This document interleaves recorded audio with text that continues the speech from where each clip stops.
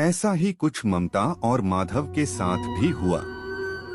Bank में अचानक एक जाना पहचाना से चेहरा देख माधव रुक गया। अब वो पहले वाला शर्मीला माधव नहीं था। 30 पार उम्र हो चुकी थी उसकी और कॉन्फिडेंस और मैच्योरिटी काफी बढ़ चुकी थी। एक्सक्यूज मी, आर यू ममता? माधव ने एक ग्लैमर सी उस जाने पहचाने चेहरे वाली औरत के पास जाकर कहा। वो भी चौंक गई और 2 सेकंड माधव को देख पहचानने की कोशिश के बाद बोली, माधव, व्हाट प्लेजेंट सरप्राइज यार। We are meeting almost after a decade and you haven't changed, in fact you look very handsome now. Mamata ने एक सांस में ये सब बोलकर माधव को न जाने क्यों पिघला दिया। उसका इरादा ऐसा कुछ महसूस करने का नहीं था। उसका इरादा तो सिर्फ हाय हेलो कर आगे बढ़ने का था, लेकिन तारीफ सुन पिघल ही गई उसकी सख्त जान।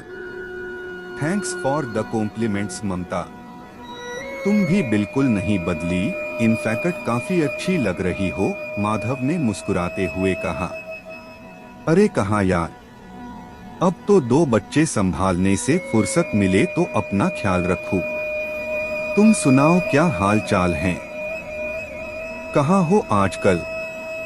How has life been so far? Mamata से फिर औपचारिक बातचीत का दौर शुरू हुआ, जो बैंक के बाहर तक चला। पता चला उसकी रोहन से ही शादी हुई और वो एक साधारण सी सरकारी नौकरी करता है और ममता एक प्राइवेट कंपनी में जॉब करती है। माधव ने भी अपनी सेल्स वाली हाई प्रेशर जॉब के बारे में बताया। ममता बात करने के मूड में लगी, लेकिन माधव को ऑफिस के लिए देर हो रही थी, इसलिए दोनों ने जल्दी से नंबर एक्सचेंज करे और फिर मिलने के वादे के साथ अपने अपने रास्ते निकल गए।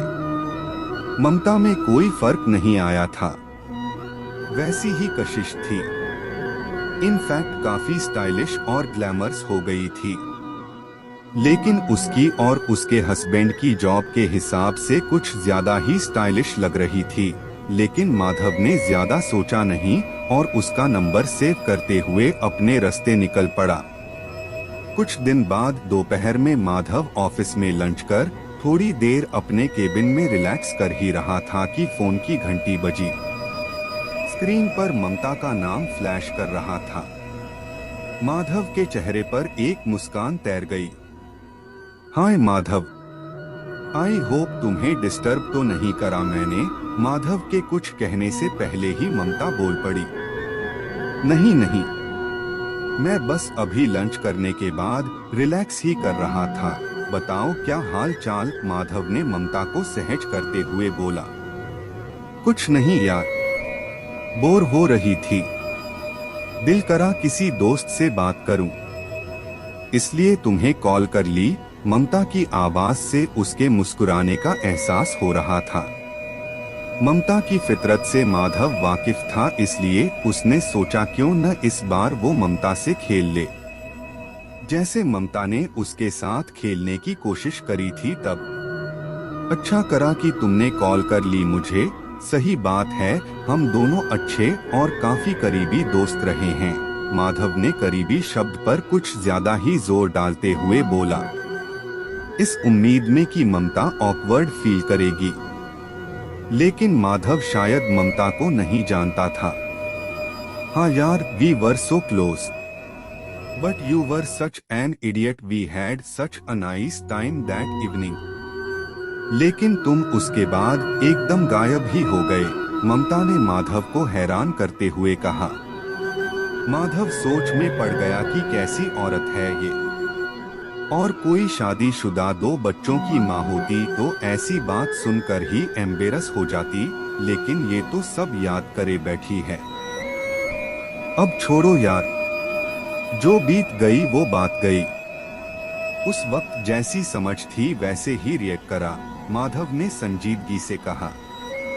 ममता ने खिलखिलाते हुए कहा, वैसे बीता अभी कुछ नहीं है माधव, जो कुछ अधूरा छोड़ा था उसे पूरा अब भी किया जा सकता है। माधव के गले में मानो बर्फ का एक टुकड़ा अटक गया हो।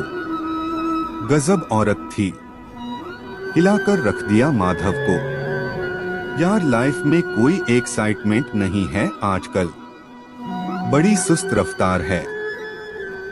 न जाने क्यों लगता है तुम उस एक्साइटमेंट को वापस ला सकते हो।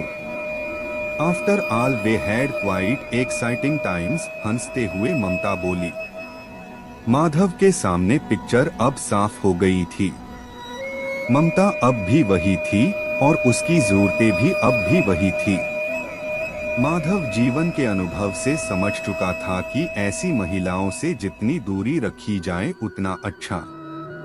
उसी पल उसने डिसाइड कर लिया कि ममता से फिर नहीं मिलेगा।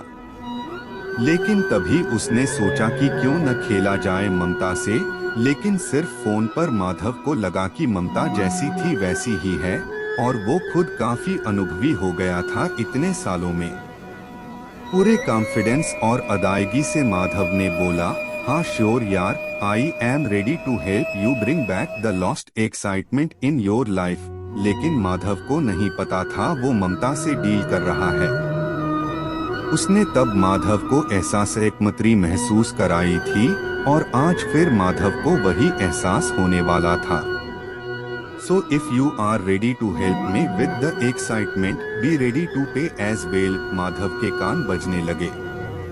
ममता ने उस एक्साइटमेंट के एवज में पैसे की डिमांड करी थी, लेकिन खुद को संभालते हुए माधव ने फिर तुरुप डालने की सोची और बोला, पेमेंट फॉर भाट। एक्साइटमेंट तो मैं तुम्हें दूंगा, इस लॉजिक से तो तुम मुझे पैसे दो। माधव, ये तो तुम्हें अच्छे से पता है एक्साइटमेंट किसे कितना मिलेगा। तुम पुराने दोस्त हो इसलिए डिस्काउंट दे दूंगी कुछ, लेकिन don't expect free lunches. Everything comes at a price, Mamata ने तपाक से बोला। माधव अब बौखला चुका था। ममता ने फिर से उसे जीवन का एक पहला एहसास कराया। इस बार एक रंडी से बात करने का अनुभव कराया।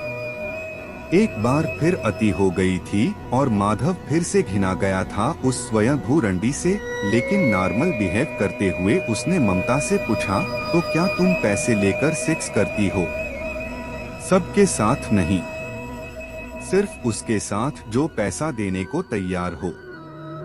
फ्री में तो सब ही मिल जाएंगे, but I know I am good at it, so why not charge for it. और हर्ज ही क्या इसमें? I love sex and if people are ready to pay me to do what I love to do, तो इसमें क्या बुराई? मुझे कौन सा किसी से कोई रिश्ता निभाना है? और फिर इससे फाइनेंशियल इंडिपेंडेंस काफी मिल जाती है मुझे। हस्बैंड की और अपनी सैलरी से मैं अपनी पसंद की लाइफस्टाइल कैसे जी सकती हूँ भला? मेनका ने बड़ी सहजता से अपनी यौनिक उन्मुक्तता को एक नॉर्मल हॉबी के रूप प्रेजेंट कर दिया। माधव सिर्फ आंखें फैलाए सुनता रहा उसे। इससे पहले कि कुछ बोलता माधव, ममता ने पूछा, ये बताओ क्या सोचा? आर यू रेडी टू पे? जवाब में मेनका को कॉल डिस्कनेक्ट होने की टोन सुनाई दी।